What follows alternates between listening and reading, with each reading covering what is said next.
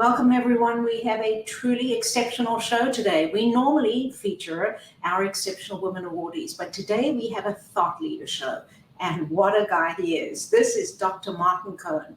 He is one of the most outstanding motivational trainers I have ever been exposed to. It truly is amazing to watch him change behavior. He does what's called techno-motivational training. He has upped the game of sales training all around the world in multiple industries. We are going to learn so much from him today. Stay tuned and you will love this show. I'm Lorraine Siegel. I'm the founder, chair, and CEO of the Exceptional Women Awardees Foundation. And our mission when I started this foundation, and that's still what we do, is to enable high-level, high-potential women to reach their dreams. Early in my career as a lawyer and an entrepreneur, and then as CEO of multiple companies, even as a board director, I never had a mentor to guide me on my way. And I wanted to be sure that women who walk the road less traveled as I have would always have a supportive group of women leaders around them to help them reach their dreams. And that's exactly what we do. And sometimes we feature thought leaders that can help us with our learning and educate us to be even better at what we do. And so that is Dr. Martin Cohen. And before we meet him personally, I want you to see what he looks like when he's training. Let's see that roll. When we asked him this question, if there's one thing that management could do better, one thing that would make a huge difference, what is it? They always say coaching. We never get any other answer. It's like the definitive thing that we want improvement on. Yet, you've all had coaching programs. There's no question about it. People have been trained, people have had upskilling, but yet we see inconsistency at times. We don't see executional excellence every time as we want it. The top 10% of performers in just about any industry outperform the bottom 10% in the same line of business and the same job family by 800%, 8 times difference. Yet they're doing the same thing, same products, same pricing, same market, same brand. The difference is the people. It makes an absolutely huge difference. This gap may be closed through excellence in coaching. That's what we're going for. Yet, what's the reality here? How many of you have had coaching programs in the past? People have been trying to do better in coaching, so let's see why current coaching efforts have really been relatively ineffective. And that's exactly what Marty Cohen does. Marty, welcome. Thank you, Lorraine. I am so delighted to have you here. So we're going to go way back, okay? We're going to go to where you were a psychiatrist. And then you moved into training. What happened? Okay, it all really started when my psychiatric residency at the UCLA Neuropsychiatric Institute. I was not a Freudian. I just got people well. I basically knew what to do. I was empirical. I was practical. I read everything on that and just supported what I was sort of naturally doing. They were very Freudian, said I had to stop. So I realized I had to do something to solve that problem. And also would help me marketing when I got out of my residency. I wanted to build a big practice. So I figured out, which is sort of outrageous, that here I am towards the end of my first year of a 3-year residency. I'm going to teach everyone at UCLA how to do therapy. Now, this sounds like crazy, but I got all these references to back up what I was doing. I had to win them over. There was a vote. I won by 1 vote, and they allowed me to do it. It was so successful that the nursing staff videotaped me every week. So they show it 7 times. What happened then is the UCLA Extension University heard about it and said, could you do this there as well? So I got into that, and I couldn't imagine the turnout on that thing. They have 200 seats there. There are 450 people who showed up. They had to put speakers in the aisles. And the bottom line was it just worked. That changed my life. What happened because of that, one, somebody who had the first private methadone clinic in the West Coast, wanted to have me the medical director. So as soon as I got out of my residency, I stepped into that. No overhead, no debt, no nothing. Secondly, a professor in economics at the Claremont Graduate School of Business, he says, you make a great professor. Use what you have. Can you come to Claremont? So I taught 2 courses in the PhD and MBA program using my techniques. But the biggest thing was I met my partner, Ed Brown, who is a friend, saw this and says, he's going to help you to make a fortune. So the bottom line, I kept my practice going. I probably had the 2nd or 3rd largest practice in LA, but I was doing these other kinds of seminars as well. And Ed and I were like oil and water in the beginning. He was sort of like the promoter. I was the intellect. Bottom line, it sort of worked. I landed Kaiser Steel. We landed Merrill Lynch. That was major. That changed everything.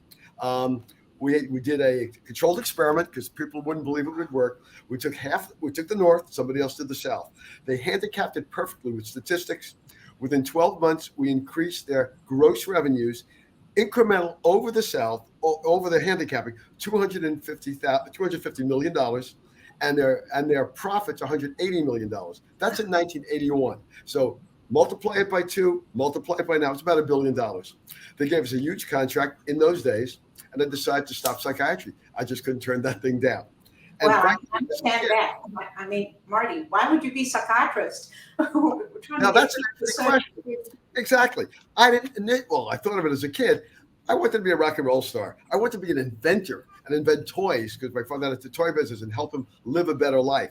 And I wanted patents. So this gave me the shot, and I took the shot and slowly whittled down my patients and didn't even charge them because I was losing money every time I would see them. So I made it simple, and I felt morally I couldn't just drop them. So by 83, I saw my last patient on that level. One thing led to another. Somebody taped us there. Another firm saw us, and then it got to Security Pacific Bank, which was a major bank in Los Angeles back in the day in California. They said, if you could do this for Merrill Lynch and we could do that for Bateman Eichler, you could do it for banks. So I got into trust, private banking, custody departments. We did just about every major one in the United States and mostly foreign. And then what happened is somebody warned me once, who was the good friend of mine, who was the chairman of Betas US, British Americans, PACO, Saks Fifth Avenue, all of that. He says, Marty, as well as you're doing it in Merrill and other places, remember this. Beware of the Pharaoh who knows not of David. Okay, meaning once new management comes in, you're dead. I don't care how much you think they love you. Your history. New people come in, they bring in their people. I have seen that happen for my entire life, unfortunately. And people who love you take you elsewhere. Well, the bottom line is I wanted to get into retail banking because I figured that's a huge market. So somebody gave the guy's name named Dick Rosenberg, who was the CEO of Seafirst Bank. Seafirst was a failing bank. It was owned by B of A. It was considered a disaster bank there. So somebody got me his number to call. They said, you'll get 5 minutes with him. I get on the phone with him. He says, you got 60 seconds to convince me why I shouldn't hang up. So I said, easy. So I told him the Merrill Lynch story. I said, that was 45 seconds. What do you think? He says, get your rear end up here immediately. Got up there immediately. Okay. We did a little pilot there. It worked phenomenally well. And that created a problem because everything with Merrill Lynch, they fly people in. I was the second largest contractor at the Beverly Hills Hotel because we do all our seminars there. Other places, I had other people cloning me in my clones, but I realized I got to do something outrageous. So outrageously, I thought on the spot, I said, we're going to do leader-led, video-based. And that's critical as well. Because what I saw at times is when somebody goes to a seminar and outside of the branches or in a hotel room, they come back, their managers don't do anything with them. They don't even ask them, what did you learn? This is absurd. That's the norm that happens even now. Leader-led means the people who run the seminar are the managers, not the training department. The problem with training is you can have the best trainer in the world, the best personality, they're charismatic, but the people nod and have a good time, and they don't change. Of course, changing behavior is hard. So leader-led meant the managers do it, but the managers don't know how to train, so they use my videos. So basically, I went into a complete video mode. I'm on 1,800 hours of video, and basically, the managers run the video, break, workshops, break, workshop, break, workshop. And that's kept me in business over 42 years now. But that wasn't enough because the internet came in. People didn't want to watch long videos. And I asked myself, what can I do to make things even better? And I know that in sports, everybody practices. The best of the best practice. In performing arts, Lady Gaga practiced crazy before she did the Super Bowl. It's a given. There is no verbal skills practice that goes on in this world. It just doesn't happen. People hate it. They would rather have an appendectomy without anesthesia than role play with their managers. And the managers don't have a clue what a good answer is. They just nod or they say, that's pretty good. Okay, somebody misses every ball they're swinging the baseball bat. You say, oh, that's pretty good. They don't learn. So I figured, I got to find a way. And the light bulb went on. I need to create a verbal tennis machine that instead of throwing tennis balls at you, it throws verbal balls at you. And that's Pro Practice. So what we created was a machine you work with to practice with. And there's nothing that it can't be programmed in instantly within a little less than a day. And it just works. It's the single. Marty, I want to stop you for a minute because I want to hear all about this, but I want to go back a little bit because you are very theatrical. You're funny. I mean, I know this from our social friendship, which has been over decades. You can keep us in stitches the whole night. How did you learn to be such a great presenter? Okay, before the presenter, the funny is very important. My aunt and uncle are Edie Gourmet and Steve Lawrence. God, she rest in peace. She passed away, and my uncle's not performing anymore. But when we'd go to their dinner parties, we'd have all these other comedians around. I mean, they're always there. And I wanted to compete, and I couldn't compete. And I said, someday I'm going to be able to come up with as good a jokes as them. So my brain was already working because I felt inferior to all these people who are the top comedians in the world, and also the top performers. So I watched them perform. My aunt and uncle practiced and practiced and practiced, and they made it look natural. So natural that when they were arguing on stage, I thought their marriage was going to break up. So I come from a theatrical family on that level. No one else. Everybody else was, typical, went to school, this and that. No CEOs in my family. My father and his brothers had a little business on the Lower East Side of Ludlow and Delancey Street, a Conbro, toy jobber, small. They worked their rear end off 16 hours a day, 6 days a week. So I had a role model of excellence and working hard. But my aunt and uncle, and especially my Aunt Edie, was one of the most sensational people on earth. Nothing stopped her. She would take on anybody. And when she began the Carson show or anything else, she was hilarious. And according to our family, she has a better voice than Streisand. So sorry, Streisand fans. And she did. And she was just a marvelous person. In Mexico, she was like the biggest star of all. We had our housekeepers, family all came here and said, Edie Gourmet? Incredible. She is our goddess. I mean, So Marty, did you travel with Edie Gourmet and Steve Lawrence? Did you go to Vegas? How did you stand in the wings? I mean, how did you learn it? In Vegas, I took care of my cousins, Michael and David. And Michael unfortunately passed away. And David, thank God, is still with us. And he's fabulous as a musician and as a composer. And I would be taking care of them during the day, but I see their shows in the evening, show after show. And they'd introduce me to everybody. Sinatra, Dean Martin, the mobsters who were running Vegas at that time. So I had this dose and inoculation and immunization, in a way, vaccine of performing at a higher level than a high school musical. And, I was always outgoing, but I couldn't do that. So I sort of used them as role models. But also, when I got into the business I was in with my partner, he had this business of motivational speakers, and he showed me them. And they were all spiritual. Look, I'm spiritual, but they were, the universal forces, blah, blah, blah. I want to be secular. I saw them do what I couldn't do. 4 days, no notes, and they held the audience. That scared the living daylights out of me. So I said, I'm not interested. 3 days later, I realized my problem is I'm deathly afraid. So I started watching Jimmy Swaggart. I started watching every preacher on the air, and I practiced what they were doing. How often before they told a joke? How did they relate to the audience, et cetera, et cetera? So between my Aunt Edie and religious preachers, I developed my style.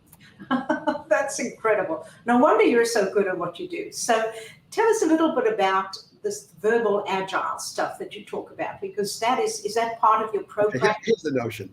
Agile is a very big thing now, okay? And it's not a new thing. Agile's all new. Go back to the 1600s and look at the basics of science and any of them. They all did the basic thing. You do something, you try it out of the lab or whatever, you try it in the real world, and you fix it when it's bad. Iteration after iteration after iteration, and not hopefully 17 years later. Well, what happens with the verbal skills, they don't do any of that. Most companies, and look, you're dealing with exceptional women, so some of them might already be ahead of me on this, but I've seen hundreds or thousands of campaigns launched where they're expecting a field force or managers to then repeat what is being said in the advertising, et cetera. So something's launched and they go out there, and at the end of the month, or they see how they're doing, and they say, how could we have done better? They never do anything with it. Agile is this. You launch it. Within 48 hours, you find out every reason any prospect or client said no. 48 hours, then you fix it instantly. You train 10,000 people the next day. Bang, it's done. With pro practice, because we have a mechanism called LCMX, it's like Intel Inside, you can build modules in less than a day, sometimes in an hour. So you see some problems with what you taught them to say in the real world, you can fix it in 24 to 48 hours. That's verbal agile. That, as far as I know, does not exist on planet Earth other than one our company. I think you're absolutely right. And I think it fits in with the kind of approach that we have today, which is instantaneous gratification. We want things to change. And fix it. And then if it doesn't work, you do it again. And then you find it, mass it out there. Absolutely. I want to invite our audience to bring us questions, because I'm sure you're listening to Marty with your mouth hanging open, which is what happens to me whenever I listen to him talk. Please put in your questions into LinkedIn or Facebook or whatever streaming platform you're looking at this. We do have a few questions. I want to put one up because There are a couple of them that are really interesting. So let's see a couple of the questions, which we can see here. Oh, Faye from Brookline, Massachusetts. This is a big one, Marty. Are you actually saying that the current and traditional verbal skills training is inadequate? It's actually stupid, okay? And let me explain it, because I did a lot of that in the beginning. Let's understand why it started this way. What is it basically? A person, male, woman, video, gets in front of a group, okay? They're charismatic. They communicate. Then let's break for a workshop. And people turn their chairs around. They do a workshop. They have balloons. They clap. Ha, ha, ha. Have a good time. Go to the flip side of the old days. Then they say, turn your chairs around and do role playing for 5 minutes. Now go win at Wimbledon. It's idiotic. Okay? Sports and performing arts is based on two things: great practice and skills aligned coaching. Most coaching now is also dumb. They are confusing life coaching with real coaching. If any of you have had kids or nephews or nieces or anyone, and they're learning soccer or golf or tennis or anything, and you're hiring a coach, you want that coach just to motivate them, or you want them to show you how to swing the golf club, how to hit the volleyball? Most coaching is skills coaching, observations, and advice. Of course, it's wrapped in motivation. Of course, there's some collaboration. But the idea of let them figure it out on their own is idiotic. Remember, Socrates committed suicide. Okay, so that didn't work out too well for him either, kidding aside here. So coaching has to be specific. Every good sports coach, every drama coach, every singing coach, they know exactly what to do right. That doesn't happen in sales and service. It's just general coaching, and it just doesn't work. So what we replace that with is finding a mechanism for business that works the same way with avatars, because avatars are neutral. You use a live person, and we do live person. We do it as a law enforcement. We use live scenarios, blah, blah, blah, blah. But with avatars, first of all, there's no union. They don't raise their price. Every color, every race, every creed, every diversity. And it starts right out with a challenge. Bam, you are slammed with it. So it's instant engagement. You don't need clever gamification. It's real. Immediately, they have to answer out loud. Okay. Immediately after that, they see the correct role model. Immediately, they practice, then they're videotaped. Instantly at that point, they turn it on and off. No managers watch it because they will have a deathly fear of being videotaped. They do it themselves. They erase it. They try it again. They match it against the role model over and over again, and then their skill scored. Bango. It's the perfect model because it's exactly what happens in sports, and it's exactly what happens in performing arts. Well, I really wish you could work on my golf game because it's pathetic, and that would help me a lot. Okay, let's see the next question, which we've got here. Oh, we like Greg Williams. Thank you. Training changes behavior. Spot on, Marty. Absolutely. All right. I'm going to challenge you. You're right. Training changes behavior when the manager then follows up and makes sure the perpetrator is doing what happened in the training. They typically don't. That's the problem. So behavioral embedding is vital, and that's a cultural change, especially in big companies. Not 2 or 3 people. So it does when people use it, and then they're coached on it. Absolutely right. Good. Great. Thanks for your comment. Okay, Mauricio from Las Cruces in New Mexico. What kinds of clients do you work with? You mentioned banks. You mentioned Merrill Lynch. You mentioned, okay, who else? Mainly financial services initially. Now we're in law enforcement. And we're also co-venturing with some firms that are basically the simulation firms where you the shoot, don't shoot, because they don't have a way to go further. After the people leave, what happens? So this is a way to do it verbally using, iPhones, iPads, anything, because they're not in the physical environment. And now we're expanding to every company because there's no reason that anybody who has any verbal skill. The most egregious error and lack of practice are leaders, managers, and coaches, not the line people, not the service people. Why? Because they can go to Wharton, they go to Harvard, they learn the big things, they learn case studies, but they actually don't practice.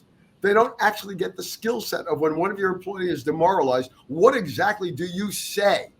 Oh, use empathy. What's the words? Just telling people to use empathy or soft skills is basically worthless. How do you do it? Active listening. How do you train people in active listening?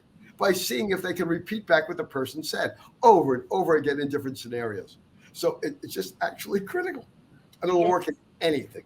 Spectacular. All right, next question. Yeah, I love the way you're asking these questions. Okay, here comes Selena from Philadelphia. What new breakthroughs are you now working on, Marty? Okay, our biggest breakthrough, originally when I invented Pro Practice years ago, and the light bulb went on, it was a verbal tennis machine.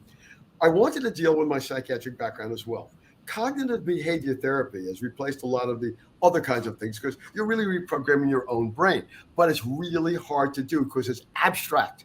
I mean, at least in sports, you have a ball. At least with avatars, you have it. So you tell somebody every time you get a negative thought, here's the words you say. When you're angry at yourself, here's the words you say. That's nice. But where's the practice? It's not there. So most people can't do it.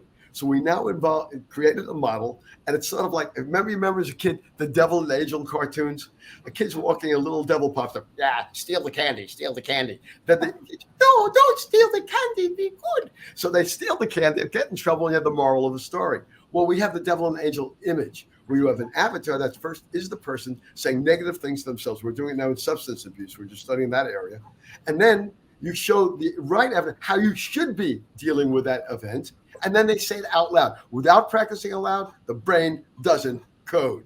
And then you score it and they work at it. So that to me is one of the most exciting things we're working on now, because that can work with anything. Interpersonal relationships, kids who have negative attitudes, if they're willing to use the machine, it will affect how they think. I love it, Marty. You know, part of our program in the Exceptional Women Awardees Foundation is doing positive affirmations. And along with that is goal setting, and the affirmations lead to the goal, and it constantly is an iterative system. So, and we say the affirmations 6 times a day, 7 times a day. So it's absolutely talking about something that's happened in the future as if it's already in the present, and it changes behavior. Excellent. I am with you 100%. Okay, there's another question, which is one I want to ask you, but Charles got to us first from Tampa, Florida. Lots of folks do training. How does your medical training make you different? Well, it's an enormously, not just helpful, it basically shaped my leadership training, okay? Symptoms, diagnose, treatment, follow-up, follow-through, bedside manner. But also, we have rounds and clinics, just like I learned in medicine, just like your husband learned. Rounds in the morning where you go over cases, fast, quick, get better, learn what to do. That's how I learned medicine. You read books and all, but that doesn't code you. What's coding you is when I was at Cedars-Sinai, I was seeing 17 patients a day as a regular medical doctor. I had 3 other interns with me. So that's 68. And they would turn over every 4 days. That's how you learn. You go in and see a patient. Basically, the doctor, Cohen, what do you think? Bill, what do you think? Sarah, what do you think? Adele, what do you think? No, that's wrong. That's right. Bam, bam, bam, bam. That's it. Got to train people. It can't just be in general. And the key here is that made a huge difference. Also, it gave me, quotes, prestige, but they know it's right because doctors practice and learn. Same thing with clinics. Before we had the pro practice, how would you write a script? We came up with clinics. We came up with objection clinics, split clinics, any kind of clinic you want to give managers tools to do it. Medicine has been major for me. There's just no question, because I think like a doctor and therefore think, how does that apply to sales, service, productivity, and quality? Well, that's really the differentiating aspect of what you do. So humor is something you use a lot. How does humor integrate into all of the work that you do, and why do you think it's effective, if indeed you think it is? Okay, I am pretty natural at that. Again, seeing my aunt and uncle, my uncle was one of the funniest guys of all times, but it was just there, and I sort of that was genetic, I think. My father was very funny, okay? He joke a lot, to do some more practice. So it was just there. It wasn't meant to be. It just is how it came out. Like the head of HR at Merrill Lynch says, we've heard of a lot of what you've said before. I mean, we are Merrill. This is Merrill Lynch when it was great. We're talking about 78, 79, 81. I'm sorry, New Merrill Lynch. It was they were the king of Wall Street. He says, it's all your delivery, Marty, that makes the difference. They listen to you. They don't listen to anybody else. So the humor, and problems I could go too far with it in terms of I got to cut myself off, but people like to be entertained as well. So it's not like I'm trying to be an entertainer, but the entertainment within it gets people's attention. There's an old saying I didn't create, that data tells, stories sell. Yeah, there's no doubt about it. So, Marty, you have taught in multiple cultures. I know that you spent many, many years on the road, and thank heavens for the videos and now the internet that you don't have to travel quite as much. How did you adapt your programs to different cultures? And give us an example. Very little, other than certain words or the culture itself. Some Asian cultures were much more close to the chest in terms of revealing things. We've worked in one way or another in over 100 countries. Okay, we've even had our materials stolen in Pakistan. They even use the workbooks with my name on it. Doesn't even make it. That's another story. But the reality is, most cultures, you treat people decently. You give them things that work. It works in Southeast Asia, in Mexico, in Brazil, in Canada. I mean, but they all say, oh, we're completely different. That's an ego issue. Everybody has an ego. I mean, I've just seen that every place until we start doing it, and it just works. The resistance, interestingly enough, is not cultural. It's individual corporate. If a corporation is run by a manager who leaves everything to everybody else and the people below them don't want to work hard, that's a cultural problem in the company. But it's not a cultural problem because of the United States or London or Austria. That's not what the problem is. The problem is, what is the culture of the company now? For example, there's a company we're starting to work with. They hate inspect what you expect.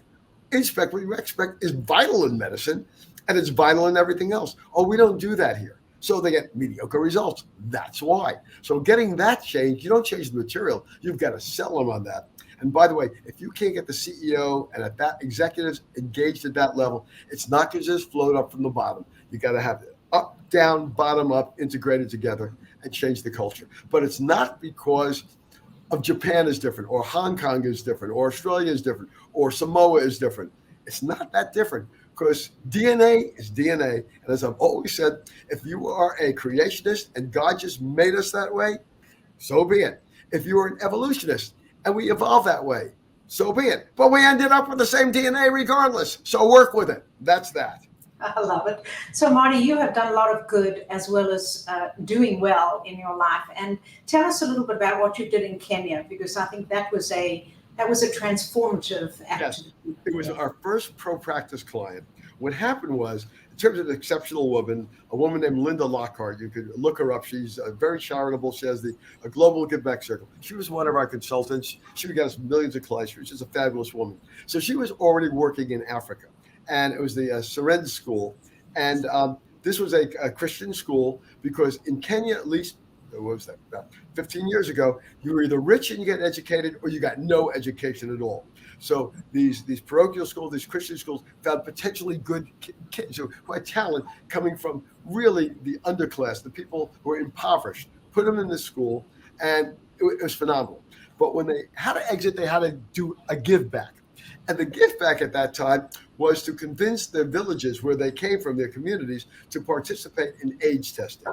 Now, you go back 15, 20 years ago, yes, about 15 years ago at this point, AIDS testing, AIDS itself was sexually oriented. And by the way, these were all girls, not boys. This is a girls' school. To go back and convince the male elders, because, the bias against women, let alone in the U.S., but you get to Africa and some of the smaller countries, it's unbelievable. It's terrible. So how are these kids who are 17 and 18 going to convince these people? So she said, can you use pro-practice? Try it out as the first case. So I said, sure. So I didn't go there. She was there. We programmed for them. And the first thing we realized is I wrote all the scripts because I asked the Kenyan government. They said, we don't know it. I'm being a doctor. So I wrote all the scripts, why it's important to be tested. And the girls were terrified because they said, which I should have known, if we give that speech, what about people come back to us and say, if we do this, our boyfriends won't like us anymore. Or if we're tested and we come out positive, what will happen? Because it was for everybody to be tested. So we put the cart before the horse and it worked. What we did is we taught them objections first before we taught them how to give the speech. Once that happened, within a day and a half, they were able to go out. And we have a film on it. Columbia University happened to be there, the film school. And we have it on tape. And it just worked. So it was exciting. And then I called them up. And they were in corrugated buildings. I'm hearing the rain coming down. And it's, Dr. Cohen, we love you. We love you. It was one of the greatest moments in my life. That's amazing, Marty. Well, look, we need another couple of hours with you because there's so much to learn from you. But unfortunately, we've come to the end of our show. And so all I can say to you, Marty, is thank you for the good you do in the world. Thank you for the good you do in the world. Thank you as an exceptional woman, par excellence. Oh, Jack Hubbard just put up a great comment there. So, Jack, thank you so much for your comment there. And Marty, I hope you'll come back and join us. Thank you. I would love to be honored. Thank you. Well, we just have so many wonderful thought leaders, and Dr. Martin Cohen is certainly one of them. But I have a question for you. I would love you to let us know, and you saw Marty's email, which was put up on the show, and mine is here too. How have you stimulated your sales teams in a post-COVID environment? We'd love to hear what you've been doing. And if you want to contact Marty, Dr. Martin Cohen, please go right ahead. If you reel back the tape, you will see all of his email come up and you'll be able to email him directly. And of course, this is not our only show. We have another wonderful show coming up for you. This time it's another thought leader, another dear friend. Her name is Marjorie Krause, and she is the founder and executive chairman of APCO Worldwide. I am honored to serve on the International Advisory Board for APCO Worldwide. They are a crisis management firm globally.